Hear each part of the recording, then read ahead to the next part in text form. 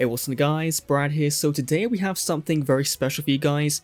Konami reached out and said, you know what, Brad, would you like to reveal 3 brand new cards for Toon Chaos? And I was like, you know what, yeah, that would be insane. So today we have 3 brand new to the TCG cards, 3 OCG imports for Toon Chaos, the brand new set coming out in late June I think it is. So we'll go through them. A big thanks to Konami for providing me with an early look at these cards. That's the bit of the legal thing out of the way. And so, yeah. Let me know what you think of these cards down below. There's going to be some things for Legacy Duels people and for Duel Links people in this set, so it is looking very cool. Now, I will say that there are a ton of other influencers involved in this, and all of us don't know who's involved, so we only know what cards have been given. So, to see the entire set, even me included, we're all going to have to watch each other's videos, which is going to be very, very cool. So, go out, look for those videos, and let me know what you think down below of the set. Anyway, let's take a look at the 3 brand new cards coming in Toon Chaos. So the first card we have is Code Generator, a level 3 effect Cyberburst monster. Now, Legacy Duels players, you will know, this card was teased to us in Link Evolution early. We had an import in it early, and so if you've played that game, you've been playing with a very integral card for Cyberburst decks for a while now. And speaking of Link Evolution, remember Microcoda, Proglio, and Sonic Codec, the promos for that game? Well, they're getting reprinted in Toon Chaos, which means easier to get, you don't have to buy the game anymore, and so that's honestly a very cool thing. So if a Cyberburst monster you control will be used as a link material for a Code Talker monster, this card in your hand can be used as a material as well. So even if you have just one Cyberburst on the field, you can then go into either a Link 1 or a Link 2 using this card.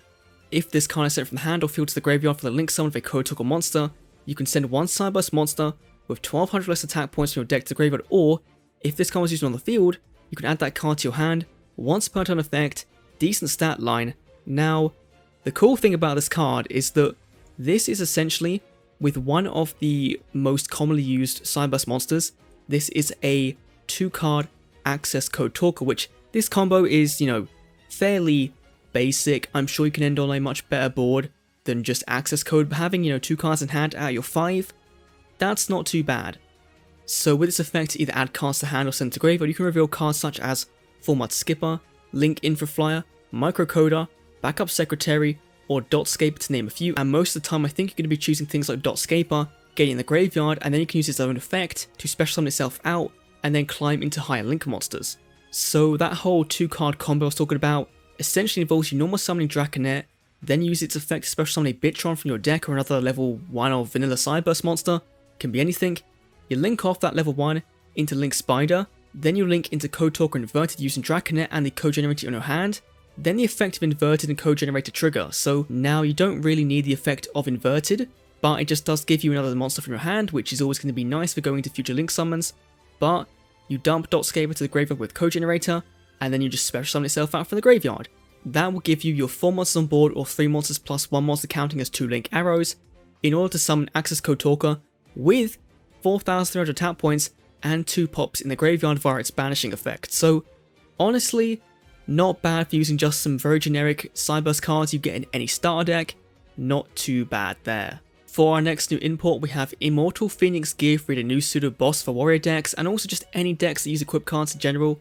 Now, you'll easily be able to see this is a retrain of the original Phoenix Gearfried, but this time it's not a Gemini. So he is a level 9 fire warrior effect monster with 3000 attack points, 2200 defense points, very good stat line.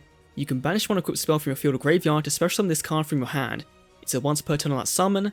That's a very easy summoning condition to get out. We'll talk about that in a bit more detail in a minute.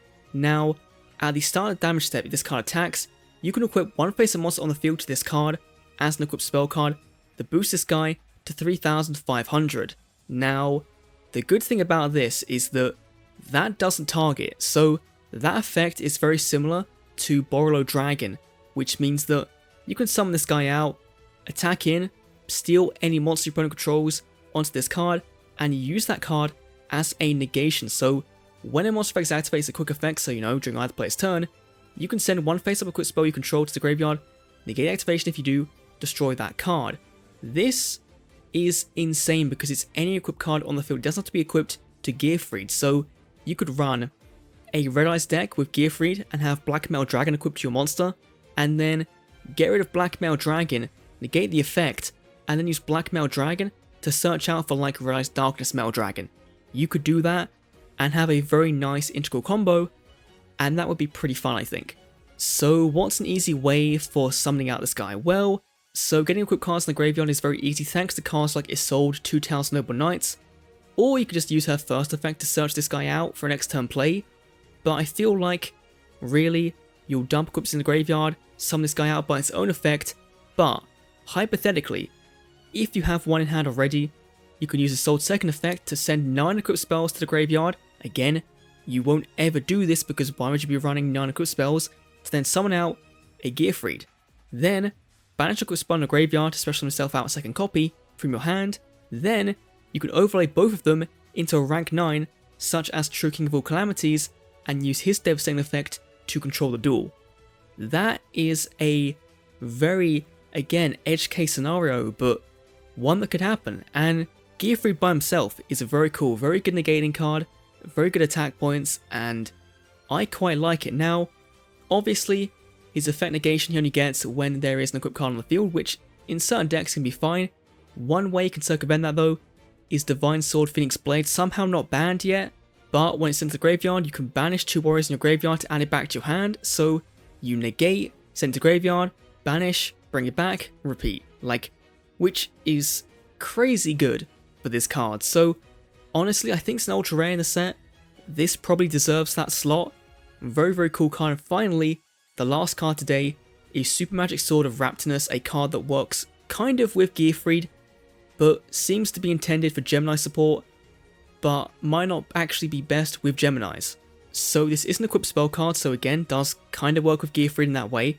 At the start of the battle phase, you can change the equipped monster's battle position. If you do, immediately after this effect resolves, normal summon one monster, so you can see where the Gemini thing comes in.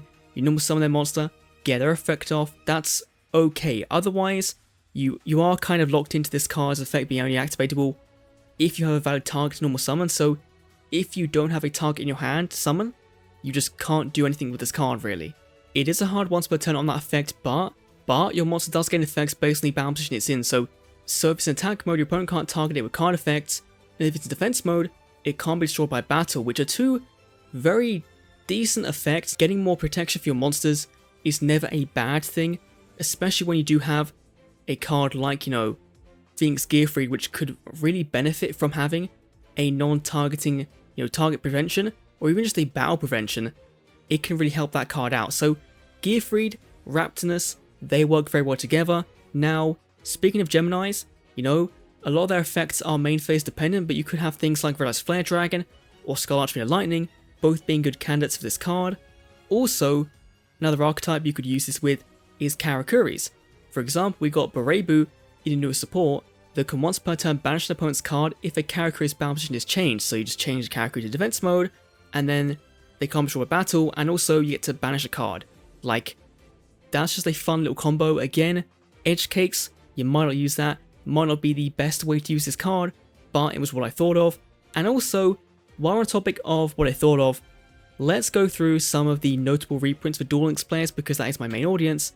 In this set, you're going to find a ton of masked heroes, things like Keeper of Dragon Magic, Chaos and BLS support, and also Solid Soldier. So a good variety of stuff in the set for Duel Links players to look forward to, Legacy Duel Links players, and there's more to be revealed, which I don't know yet. I'm sure by the time this goes out, we'll see everyone's videos and we'll know the entire set. Hopefully, I don't know if we know that or not, but yeah. Let me know what you think down below of these brand new cards coming to the TCG very soon in Tomb Chaos. Once again, a big thank you to Konami for providing me early access to these card effects and card art to see exactly what they do and make this video for you guys. Thanks for watching, I'll see you all in the next Yu-Gi-Oh video. See you then.